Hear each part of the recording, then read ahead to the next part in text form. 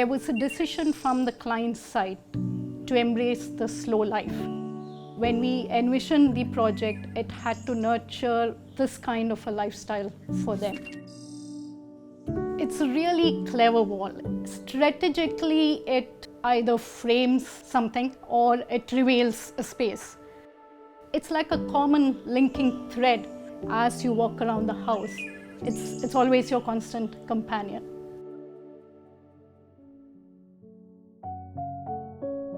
So we call it the 8-degree house. We were looking at the golfing stance because the client was an avid golfer. It started off more as probably as a joke, and then we realized that this germ of an idea took a form of its own, and it actually became the form of the house. I'm Akhila, and that's Meera. We are partners at the drawing board. There'll be an entire video, and there's also going to be an e-book on Buildofy, which will have the plans, which will have the sections, which will have all the relevant information in the e-book. It's set in this golf course called Eagleton Golf Village, which is slightly on the outskirts of Bangalore. We've actually taken inspiration from the golf course itself. There is this blue wall that is at an angle of 8 degrees. It curves to become the roof of the first floor as well. When we first saw the site, the first thing that we noticed was actually the site that was behind it, which had a lovely, huge banyan tree. You know, really old, beautiful. This is how we pictured the wall, where this wall divides the spaces as well as includes the spaces, and the direction of the wall draws the eye towards the banyan tree. So we went with limo coat and an oxide finish, and the blue also was the color I think that we decided right from the beginning. Yes, I don't know why, but I think we were drawn to Correct. a blue. It's a dark blue. We did try a lot of shades, but then we chose this. So it's 36 by 75. So 36 did not give us too much room to play with. It's slightly on the narrower side. We needed a larger living space, and your ancillary spaces like foyers as well as utilities ended up being smaller towards the narrower part of the house. And at the back again, where we have the bedrooms, we managed to get a bigger space. So the wall helped us in getting spaces that were relevant to the usage. It's like the blue wall is our showstopper, whereas everything else around it is just a supporting act to it.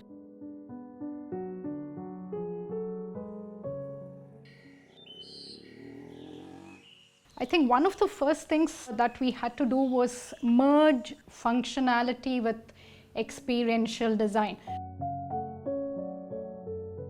We knew that the client would come home after his golfing activities. We created a little sort of like a storage for all his golfing equipment. We kind of curated moments around the house at the layout stage itself. So here the blue wall creates a portal. You kind of get a peek into the living room area. Once you move into the living room, this is this huge expanse. We have expansive windows which brings in the light, and this light graces on to the blue wall. For my labor force, actually, in Kannada we call it as sottugode. Sotta means slant and skewed. Gode is wall in Kannada. It's a skewed as well as slanting wall. And the best part of this feature wall is this wall can be seen in any space of the house. This also addresses gravity and shear wall, which addresses seismic forces also. So this is where we did not want a proper double height, and we realized we would like to gently curve, get in a parabolic roof at this level so that we have a smaller, warmer, cozier mass at this point.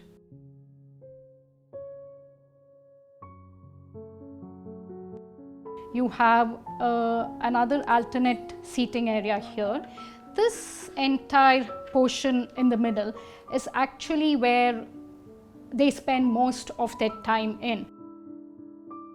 East facing as well as west facing were our primary areas where we could bring in the sunlight. But at the same time, since we did need some kind of a fenestration even on the northern side, there is this very lovely bay window that we planned which has slats, and these slats bring in the light from the northern side, at the same time ensures that there is privacy since the building adjacent to it is very close.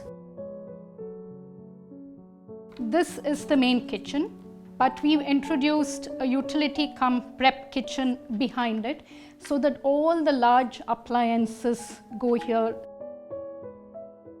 This area is the breakfast counter. It's just nice for anyone who sits here to talk to the person who's cooking in the kitchen. The flooring, we kept it Simpolo tiles with a slight terrazzo finish just for a little bit of texture. We definitely wanted wood. You can see the wood whether it's in the kitchen or whether it's on the breakfast counter, because the white of the flooring and the blue and the concrete, we would have run the risk of the house being a little cold. This brought in the warmth.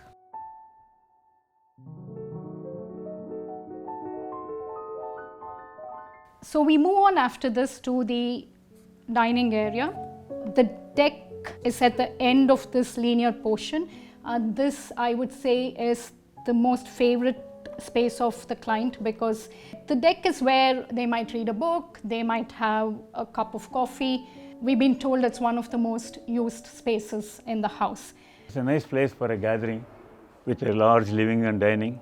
We have provided a mosquito screen also, which is a very delicate material and goes very well with the entire window.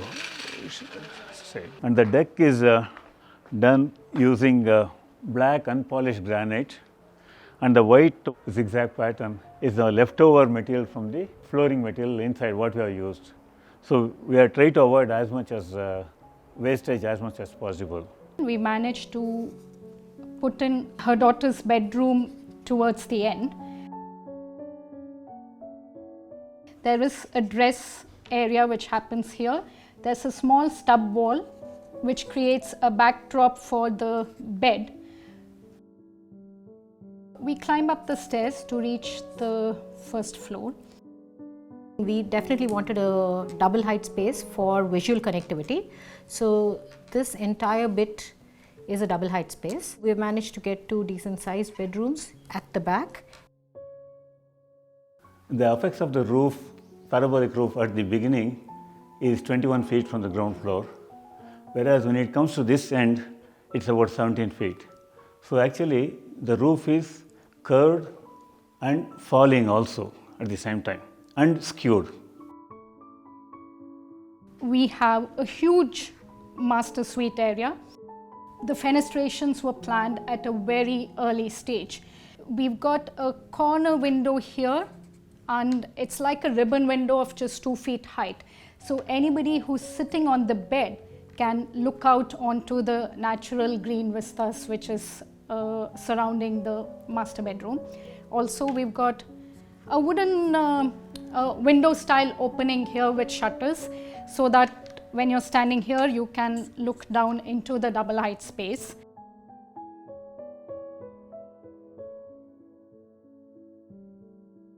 On the other end of it, which is facing our banyan tree, we have the son's bedroom with the windows which look out into the banyan tree. This was an exercise in remote working, because this part especially, the interiors part especially, happened completely during COVID. The linen, the fabrics, the cushion covers, everything has been sourced from Bangalore, from Bombay as well as London. Everything being shown on video. So there is a skylight in this bathroom over the shower. We get lovely sunlight through that. So had we made this a completely opaque wall between the bathroom and the bedroom, that sunlight that we're getting in would have been restricted only to the bathroom. This way we have the advantage of light from there streaming even into the bedroom, but at the same time there is privacy as well. So we had the requirement of a yoga cum meditation room. The meditation room almost has a monastic feel to it. We've tried to do nothing, honestly, just wallpapered the walls and the ceiling, jute kind of wallpaper texture, and we've got a couple of nice urja lampshades hanging in the corner. The idea is when they sit here, all that they see is the banyan tree at the back, and that becomes their focus point.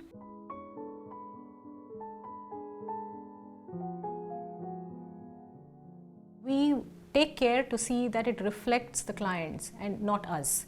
So in this particular case, since they were very rooted in Indian sensibilities, but at the same time very modern in their outlook, the layering that we have used in the house in terms of interiors as well as styling has a definite Indian touch, which you can see probably in the Pichwai painting. There is something that reflects the clients in this painting that was custom made just for that space. When it comes to architecture, we really feel it should be experiential design, which has to be on the forefront. We were completely immersed in the project, and I think that's the joy of it. We really got a lot of joy seeing it take shape. After sunset, when the lights come on and when you're standing outside and you're looking at it, the house just comes alive. They very rarely shut the drapes because they love the fact that people want to look in. We kind of visualize how one feels at each point. This is something we like to curate, the touch, the feel, the sense, and give it a lot of importance in our design.